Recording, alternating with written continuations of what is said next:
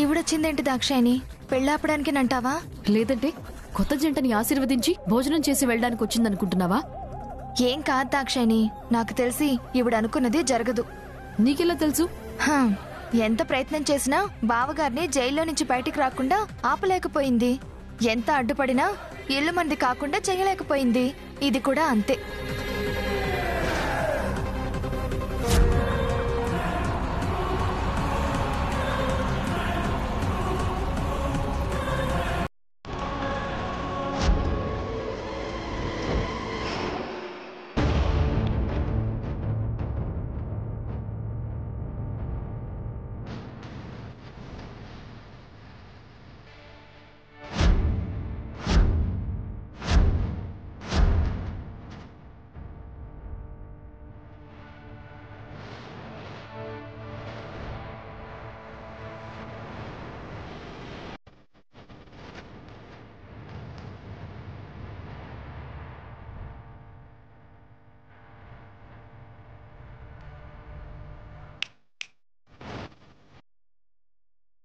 ఏమయ్యా, రామరాజంట్లో వాళ్ల తమ్ముడి పెళ్ళన్నారు.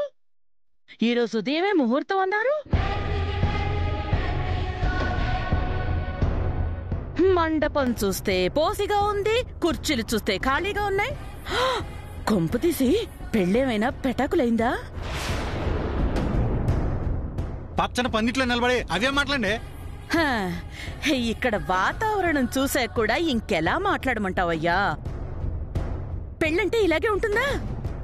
మండపంలో పంతుల్ని కూర్చోబెట్టి పందిట్లో కుర్చీలు వేస్తే సరిపోతుందా?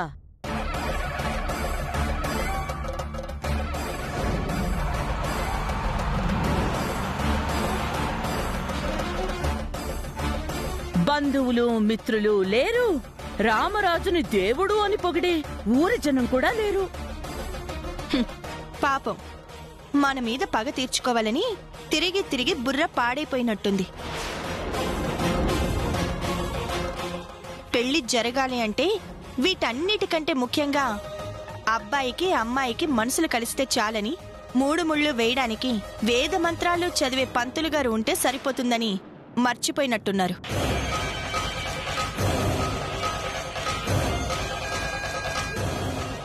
మర్చిపోయి ఉంటారులే. వయసు పైబడి జ్ఞాపక శక్తి మందగించింది కదా. ఒంటరిగా ఉండి చాదస్తం బాగా పెరిగిపోయింది. నువ్వు సూపర్ సెల్లే. నాకేమో గాని సీత, రేపెదురయ్యే పరిస్థితులకు సర్దుబాటు ధోరణిని అలవాటు చేసేసుకోండి.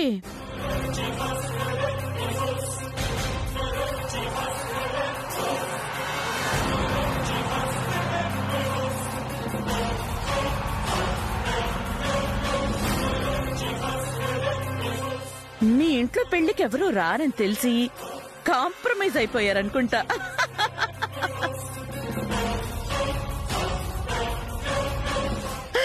ఆయన అంతకంటే ఇంకేం చేయగలదు? అదంతా అర్థం చేసుకోక భ్రమతో ఏదో మాట్లాడేస్తున్నావు. కొంతమందితో మాటలు అనవసరం అమ్మగారు. శుభం పలకర పెళ్లి కొడక అంటే పెళ్లి కూతురు ఎక్కడ చచ్చింది అన్నాడంట. అపశకునపు మాటలు.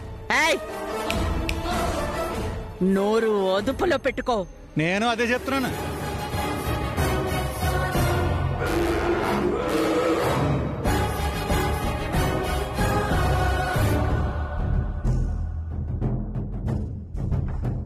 ఏంటిది రామరాజు? రామరాజు ఫ్యామిలీ అంటే అతిథి మర్యాదలకు పెట్టిన కోట అంటారు. కానీ ఆ దాఖలాలేవి ఇక్కడ కనిపించట్లేదేంటి?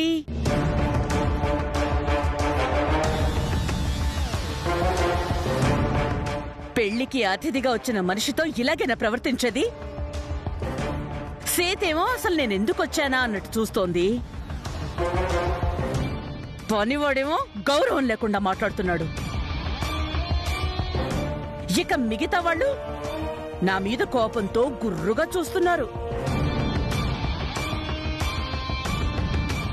పెళ్లికొస్తే పలకరించే తీరిదేనా? కనీసం కూర్చోమని కూడా ఎవరు చెప్పడం లేదే. మంచి మనసుతో ఆశీర్వదించడానికి వచ్చిన ఎవరికైనా మా ఇంట్లో చిన్న లోటు కూడా జరగదు. పిల్లల పెళ్లికి గొప్ప మనసుతో ఆశీర్వదించడానికి వచ్చిన మీకు స్వాగతం.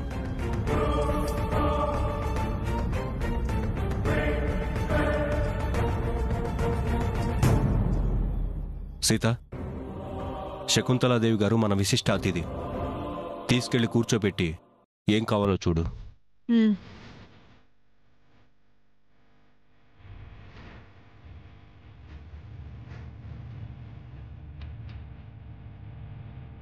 రండి శకుంతలాదేవి గారు.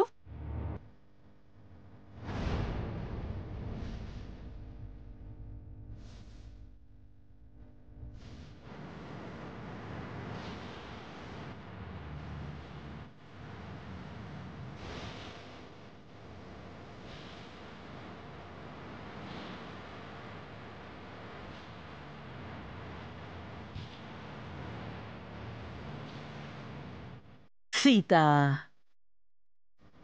నా మాట విను. ఈ పెళ్లి జరగదు.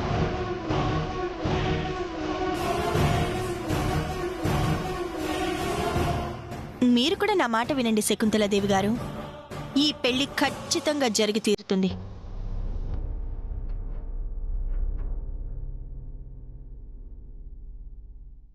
మీరు వెనకాల కూర్చుంటే కనపడదేమోనని మీ నమ్మకం కోసం ముందు వరుసలో కూర్చోబెట్టాను. రెప్ప ఆర్పకుండా పెళ్లి చూసి తరించండి. సర్లే, ఏం చేస్తాం? ఎలాగో బంధువులు ఊరు వాళ్ళు రారు. నేనొక్కదాన్నే. పెళ్ళాగితే నేనన్నది నిజమయ్యింది అన్న సంతోషంలో వెళ్ళిపోతాను.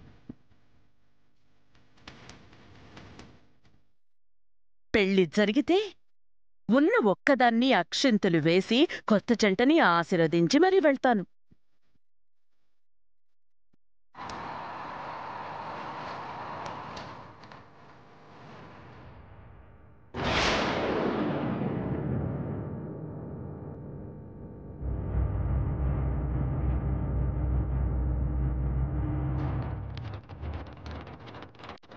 శిలే, రామరాజు బావా, ఊరి జనం అంతా బస్సులు వేసుకొస్తున్నారు పెళ్లికి. వినపడుతోందా?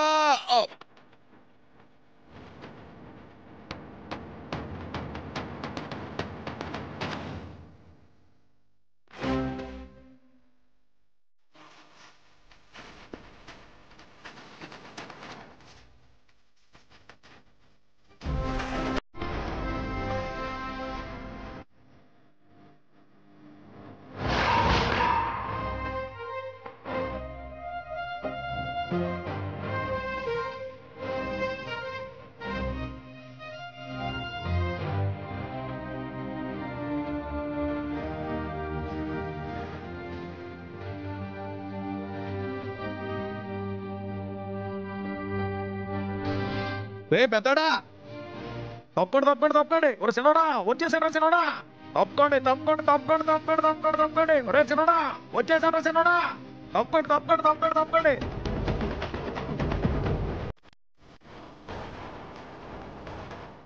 రే చిన్నోడా, ఒరే చిన్నోడా, వస్తున్నారా చిన్నోడా, వచ్చేసాను. రే పెద్దోడా, మనమంతా రామరాజు గారింట్లో పెళ్లికి రాకుండా ఎవరు అడ్డుపడి ఉంటారంటావు? ఎవరు ఆపితే మనం ఎందుకు ఆగుతావురా? రామరాజు గారు ఉప్పు కారం తిన్నాను.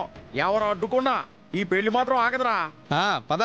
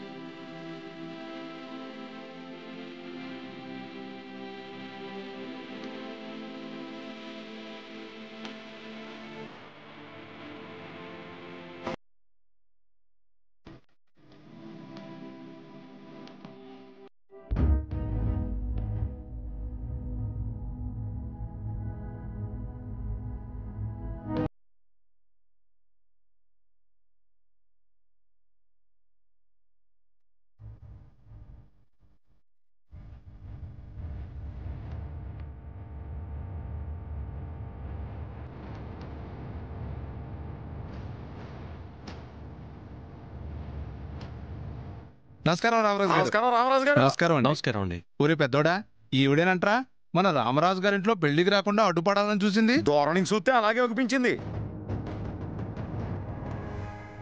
సర్లే, వచ్చారు కదా, కాఫీలు తాగారా? టిఫిన్లు చేశారా? మీకు ఏదైనా అవసరం అయితే పిలవండి, ఇక్కడే ఉంటాం. పెళ్ళైన దాకా ఇక్కడే ఉంటాం. మీకు కావలసిన మర్యాదలన్నీ మేము చూసుకుంటాం. రారా సిన్నోడా, ఆ వెళ్ళి కూర్చుందాం. ఆ, కాఫీలు తాగారా? టిఫిన్లు చేశారా? ఎక్కువసేపు నిల్చుంటే కాలు నొప్పులు వస్తాయి, కానీ వెళ్ళి కూర్చోండి.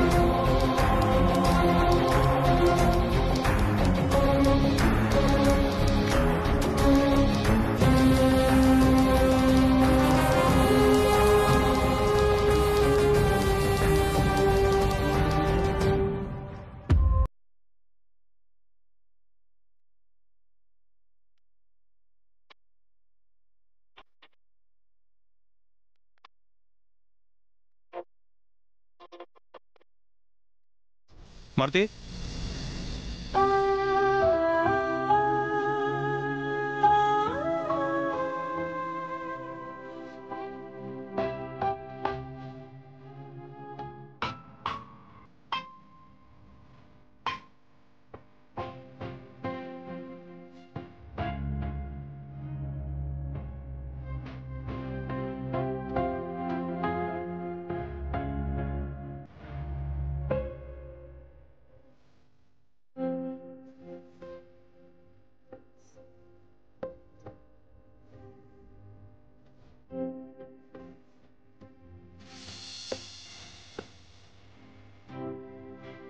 అన్నయ్య, ఎవరివిడా?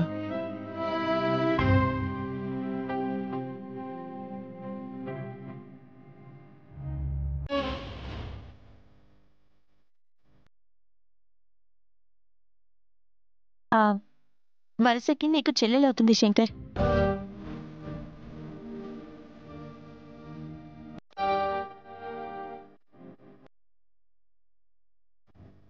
శ్రవణ్, నాని, ఇటు రండి ఒకసారి.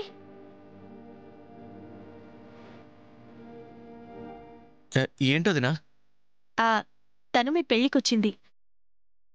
కంగ్రాచులేషన్స్. Thank you. ఈ అమ్మాయి మీకు తోడుగా పుట్టకపోయినా మీ తోబుట్టువు.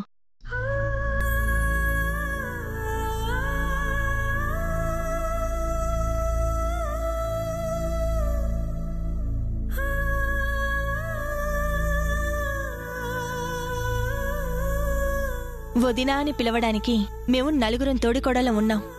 అన్నయ్య అని పిలవడానికి మీరు నలుగురు అన్నలు తప్ప తనకంటూ ప్రస్తుతానికి ఎవరూ లేరు.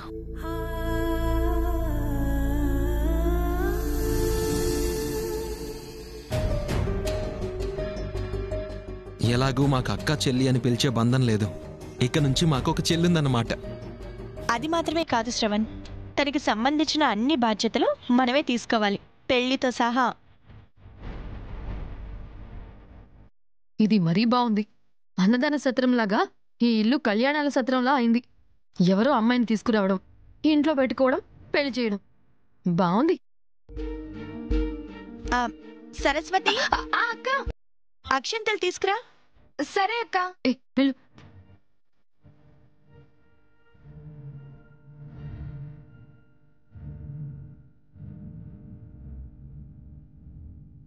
యాండి, మీ నలుగురు అన్నదమ్ములు మీ చెల్లెల్ని ఆశీర్వదిస్తే తను సంతోషిస్తుంది.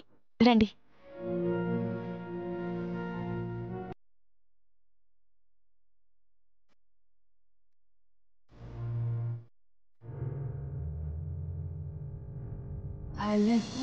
ఆశలకు నీస్తంగా గుండె బలపు అండైనుంటానమ్మా చిదిరిన కలలకు చీసాలంగా రెక్కతోడు నేనై నడిపిస్తానమ్మా అందరికీ నీడై నిలిచే గగనంలా చెల్లి మొదటిసారి ఇంటికి వచ్చావు, అది చిన్నన్నయ్య పెళ్లికి వచ్చావు.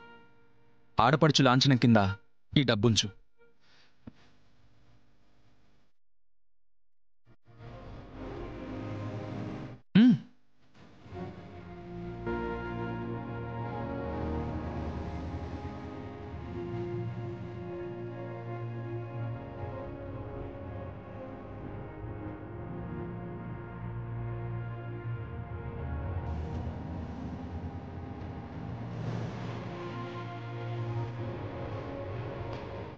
చిన్నయ్య, ఇది నీకోసం.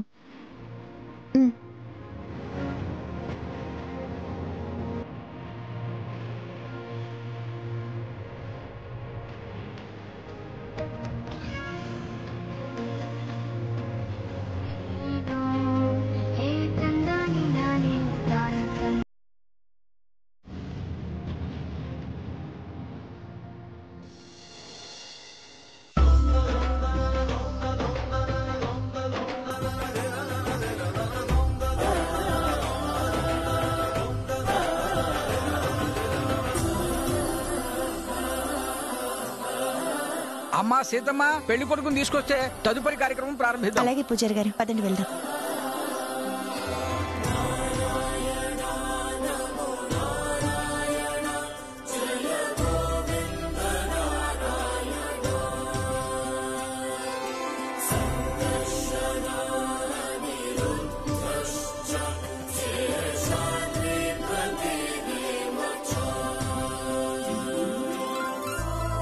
చూసావా అన్నయ్య, నానిగాడు నిన్నగాక మొన్న నిక్కర్లు వేసుకుని అటు ఇటు పరిగెత్తినట్టు అనిపిస్తుంది. అప్పుడే పెళ్లి చేసుకుంటున్నాడు. నువ్వు కూడా అంతే కదరా. నువ్వు పెళ్లి చేసుకునేటప్పుడు నాకు కూడా అలాగే అనిపించింది.